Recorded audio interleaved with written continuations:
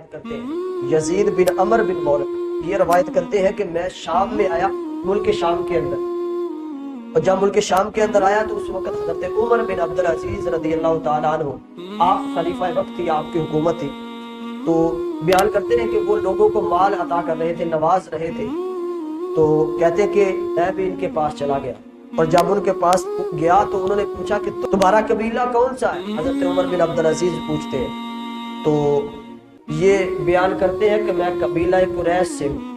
تو حضرت عمر بن عبدالعزیز نے پوچھا کہ قریش کی کس شاخ سے ہو؟ انہوں نے کہا کہ میں بنو ہاشم سے ہوں۔ انہوں نے کہا کہ بنو ہاشم سے ہو، لیکن بنو ہاشم کے کس خاندان سے ہو یہ بھی بتاؤ۔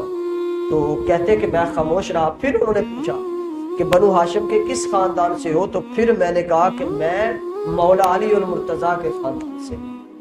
اور پھر راوی کہتے ہیں کہ انہوں نے جب یہ سنا کہ میرا خاندان وہ خاندان ہے جو مولا علی المرتضیٰ کا خاندان ہے، تو وہ کہتے ہیں کہ انہوں نے اپنا ہاتھ میرے سینے پہ رکھا۔ حضرت عمر بن عبدالعزیز نے اپنا ہاتھ میرے سینے پہ رکھ کے کہا خدا میں علی بن ابی طالب کا غلام۔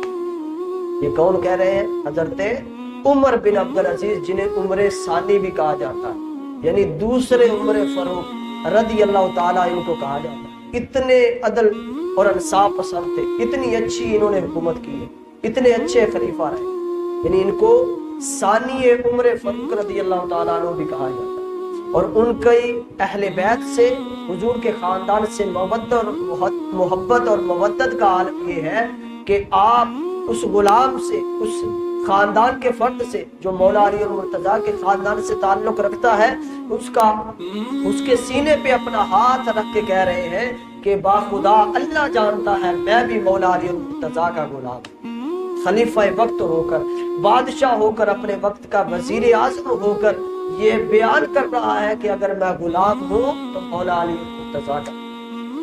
تو پتہ چلا کہ اگر کوئی یہ کہہ دے کہ میں فلاں صحابی کا غلام ہوں، یا میں اہل بیت کا غلام ہوں، یا حضور علیہ السلام کا غلام ہوں، تو یہ کوئی پریشانی کی بات نہیں ہے۔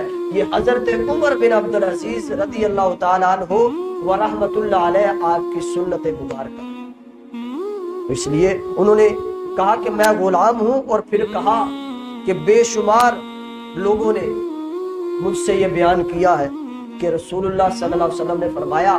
اب وہ آگے بیان کر رہے ہیں، اس سے پوچھ رہے ہیں کہ میں نے بے شمار لوگوں سے سنا ہے کہ حضور نے فرمایا جس کا مولا میں ہوں اس کا مولا علی ہے، کیا یہ بات تم نے سنی ہے؟ اس کی تصدیق کرتے ہو؟ تو انہوں نے کہا کہ ہاں، یہ حضور علیہ السلام نے فرمایا تھا مولا علی المرتضیٰ کے حوالے سے کہ جس کا مولا میں ہوں اس کا مولا علی ہے۔ اور پھر اپنے خادم سے فرمایا کہ ایسا کرو، جو اس قبیلے کے لوگ ہیں، جو اس کے ساتھ آئے ہیں، جو مولا علی المرتضیٰ کے قبیلے کے لوگ ہیں، انہیں مال کتنا دے رہے ہیں؟ لوگوں کو تقسیم کر رہے تھے، تو انہوں نے کہا کہ 100 یا 200 درہم میں ہر فرد کو دے رہا ہوں جو ان کے قبیلے کے، یعنی مولا علی المرتضیٰ کے قبیلے سے۔ تو انہوں نے کہا کہ ایسے کرو کہ مولا علی المرتضیٰ کے قبیلے کی ہونے کی وجہ سے، کہ ان کے قبیلے کے ہیں، ان کی قرابت میں ہے، ان کے خاندان سے ہے، تو پھر ایسے کرو کہ ان کو 50 یا 60 درہم اور دو۔